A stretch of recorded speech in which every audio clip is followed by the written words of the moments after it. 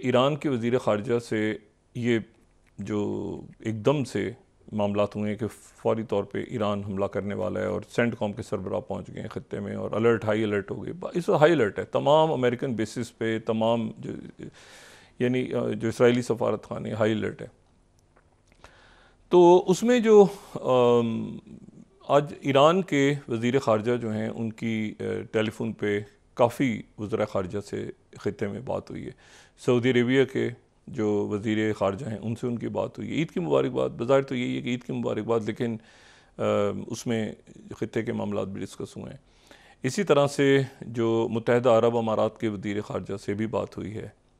तुर्की के वज़ीर ख़ारजा से भी बात हुई है, कतर के वज़ीर ख़ारजा से भी ईरान के वज़ीर ख़ारजा की बात हुई है और इराक़ के वज़ीर ख़ारजा से भी बात हुई है।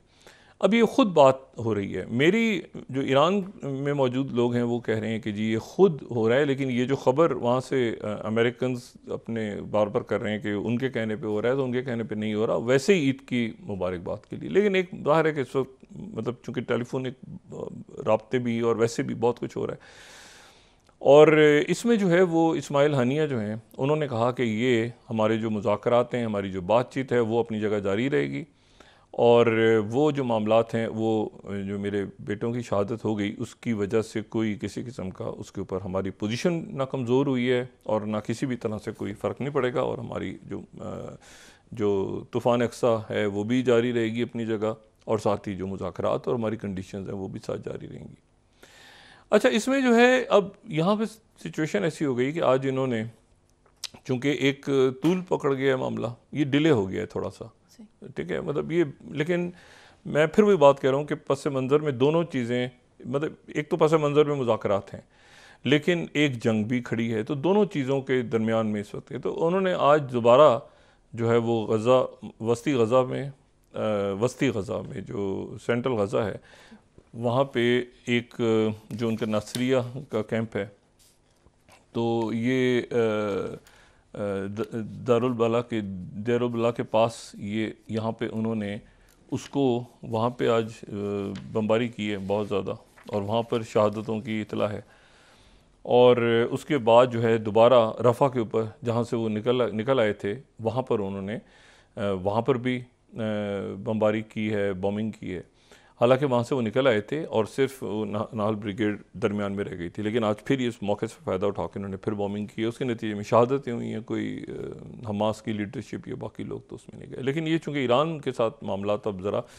ये है कि वो मतलब असेसमेंट उनकी ये है कि ये होना है, लेकिन कब होना है, किस तरह से होना है, क्या उसका तरीका अपनाया जाएगा। और अमेरिका इसको अगर ये फैल गया मामला, फिर ये किसी के काबू में नहीं आएगा, फिर ये किसी के काबू में भी नहीं आएगा। और इसीलिए जहाँ पर ये बात चल रही है कि जी वो सेंटकॉम के सरबराह पहुँच गए हैं, बाकी वहाँ पे सफारती कोशिशें भी पस मंज़र में जारी हैं। और इसी दौरान जो है वो हैकर्स ने जो इसराइल के जो मिनिस्ट्री ऑफ डिफेंस के कंप्यूटर्स को बहुत बड़ी तादाद में उन्होंने हैक कर लिया और उन्होंने जो हैक किया है ये बहुत बड़ी तादाद में कंप्यूटर्स को हैक कर लिया उन्होंने। और वो उन्होंने कहा है कि जी ये जो सारा का सारा वहाँ से कई उन्होंने गीगाबाइट डाटा वहाँ से उठा लिए और वो ये कह रहे हैं कि इसको हम पब्लिक कर देंगे, इसको हम डार्क वेब पे या बाकी जगहों पे डाल देंगे इस पूरे के पूरे। और ये जो है ये नेट हंग के नाम से, जो है नेट हंगर के नाम से ये ग्रुप है और इन्होंने 50 बिटकॉइन, और 50 बिटकॉइन बनते हैं कोई $3.45 मिलियन और 500 फ़लस्तीनी कैदियों की इन्होंने रिहाई का मुतालबा किया है। और इन्होंने कहा है कि वो जो है वो उसको वहाँ से ये सारा डाटा जो है वो हम ये यहाँ पे मैं नूर न्यूज़ को भी कोट कर रहा हूँ और साथ ही जो इसराइल का मीडिया है उसको भी हम कोट कर देते हैं, ताकि ये जो ख़बर है इसकी जो 20 स्लाइड को भी अगर दिखा दें तो ये कंफर्म कर रहे हैं कि वहाँ के डिफेंस मिनिस्ट्री के कंप्यूटर्स हैक हो गए हैं। अच्छा, और टेलीग्राम पे उन्होंने बताया और वीडियो मैसेज भी एक रिलीज़ हुआ है कि इसको हम डाल देंगे, कहाँ पे डालेंगे, इसको हम डाल देंगे उस पर फ़रोख्त के लिए डाल देंगे। अच्छा, ये वीडियो भी सामने आ गई है, मतलब ये सारा पड़ा हुआ है वहाँ पे। अच्छा, अब इशू ये है कि वो उसको ज़ाहिर है सिक्योर कर रहे हैं और ये सारे मामला हैकिंग और तलखी और ये सारा मामला, ये जो सारा मामला है, इसी के दौरान जो है यहाँ इसमें से प्रेसिडेंट बाइडेन कैसे निकलते हैं, अब ये एक बहुत बहुत बड़ा मसला दुनिया में खड़ा है कि प्रेसिडेंट बाइडेन जो हैं वो ये मशरिक़ वुस्ता, क्योंकि इस दौरान शदीद हो गई है यूक्रेन पे रशिया का जो मतलब यूक्रेन कहीं पीछे चला गया, वो कहते हैं ना throw him under the bus वाली बात, ज़ेलेंस्की बिल्कुल, और वो ज़ेलेंस्की का ना कोई बात सुन रहा है ना कोई पूछ रहा है क्या, वो उधर यूक्रेन पे जो अटैक्स हैं वो बहुत ज़्यादा बढ़ गए हैं। और इसी दौरान जो मैंने आपसे बताया कि ये जो प्रेस, ये जो जिसमें उन्होंने कहा कि हमारे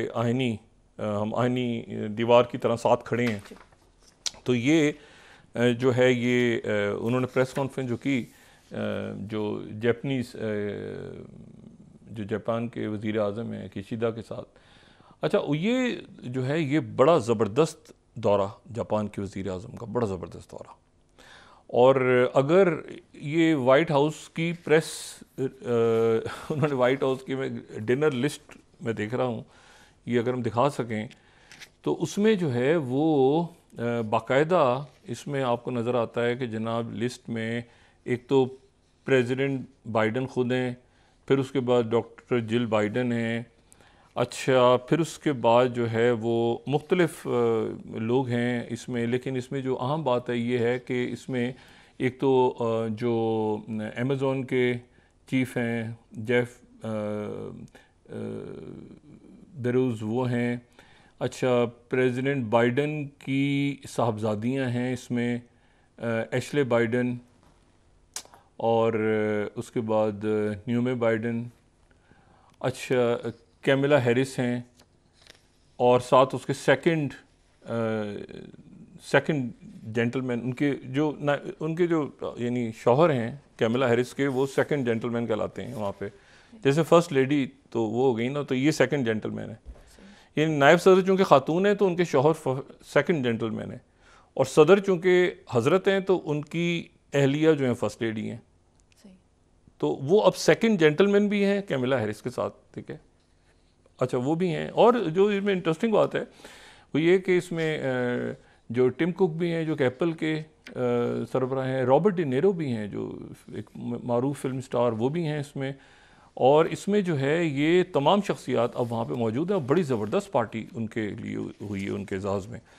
और उसमें अगर आप इनके ये आप देखें मुख्तलिफ़ ड्रेसिंग में आ रहे हैं जनाब, वहाँ पर मुख्तलिफ़ शख्सियात आ रही हैं। अच्छा हिलरी क्लिंटन भी मौजूद थी वहाँ पे,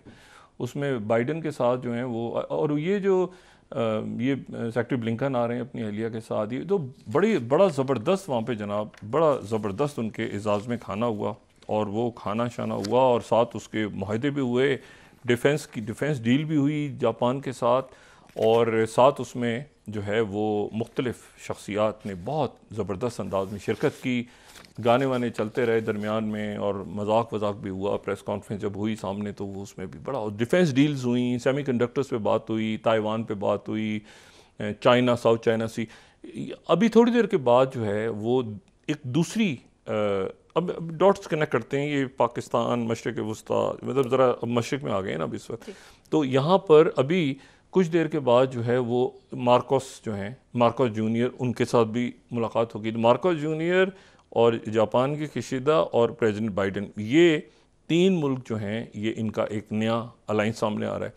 और इतवार के दिन से जो साउथ चाइना सी है वहाँ पे नेवल एक्सरसाइज शुरू हो रही हैं, उसमें ऑस्ट्रेलिया भी है, उसमें अमेरिका भी है, उसमें फ़िलिपीन है, उसमें जापान है उसमें। लेकिन साथ ही एक जो धचका लगा है वो ये है कि जो जनूबी कोरिया है वहाँ पर जो उनके जो वज़ीर आज़म हैं पार्लिमानी इंतखाबात में, ये हैन कुक सू हार गए हैं बुरी तरह से, और हैन कुक सू ने हारने के बाद ये कहा है कि मैं अपना इस्तीफ़ा पेश कर रहा हूँ। अच्छा हैन कुक सू हार गए हैं, और हैन कुक सू वज़ीर आज़म हैं, तो उनके हारने के बाद जो है, और अपोजिशन जमात वहाँ जीत गई है। अच्छा, और उसके बाद जो उनके सदर हैं यून सुक लियोन, तो वो जो हैं वो उनकी, क्योंकि उन्हीं की जमात के वज़ीर आज़म थे, तो अब सदर कहीं हवा में वो बिल्कुल ही लेम डक से हो गए हैं, क्योंकि उसकी वजह ये है कि वो थे जो प्रो अमेरिका थे, यानी सबसे ज़्यादा प्रो अमेरिका जो थे वो जनूबी, साउथ कोरिया की हुकूमत गिर रही है, और साउथ कोरिया जो है वो जो है ये सबसे ज़्यादा अगर प्रो अमेरिका कोई वहाँ पर आई है इन सालों में, और अमेरिका बड़ा खुश था कि भाई ये साउथ कोरिया भी है और तो मतलब उधर से फिलिपीन आया, उधर से जापान आ गया, लेकिन जो साउथ कोरिया के इलेक्शन में वो शिकस्त खा गए, वो कह रहे हैं हम तो इस्तीफ़ा दे रहे हैं। और मुकाबले पे जो जमात है वो उसका रुझाना चीन की तरफ ज़्यादा है। और ये हम बात कर ही चुके हैं कि साबिक जो वज़ीर आज़म हैं ताइवान के, उनको बड़ा ज़बरदस्त वहाँ पे उनका इस्तकबाल किया, शी जिनपिंग से उनकी मुलाकात वगैरह। तो ये यहाँ पर भी बहुत किस्म एक्टिविटीज़ तेज़ हो गई हैं। लेकिन इसमें फिर मैं वही बात कह रहा हूँ कि सारा जो भी कुछ होना है वो यहाँ पे अगली दुनिया की जो उसको आप जितना मर्जी वहाँ पे ले जाएं। अब जैसे बात होगी वहाँ पे सेमीकंडक्टर्स की बात होगी, वहाँ पे बात होगी जो है वो साउथ चाइना सी की, वहाँ पे ड्रिल्स की बात होगी, वहाँ सब। लेकिन ये उसी सूरत में होगा जब सारी आपको तवज्जो चाइना की तरफ करनी पड़ेगी। ये जो यूरोप में और मशरिक़ वुस्ता में जो सकिन हो गया अमेरिका,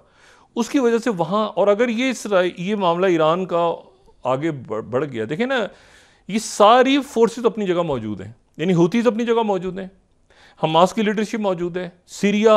हिजबुल्लाह, मतलब तमाम ये जो इलाके हैं, इन इलाकों में जो है वो इराक, यहाँ हर जगह पर वो फोर्सेस मौजूद हैं जो कि ईरान के साथ हैं। और ये है कि अब बाकी जो मुल्क हैं उनकी पोजीशन भी ख़राब हो गई है, क्योंकि वो दरमियान में सालिसी का किरदार अदा कर रहे थे या सारी बातें, तो वो भी मसला अपनी जगह पे मौजूद है।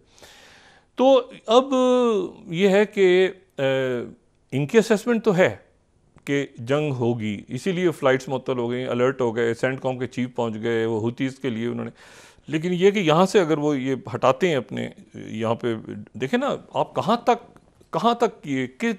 समंदर कितना बड़ा दुनिया का समंदरी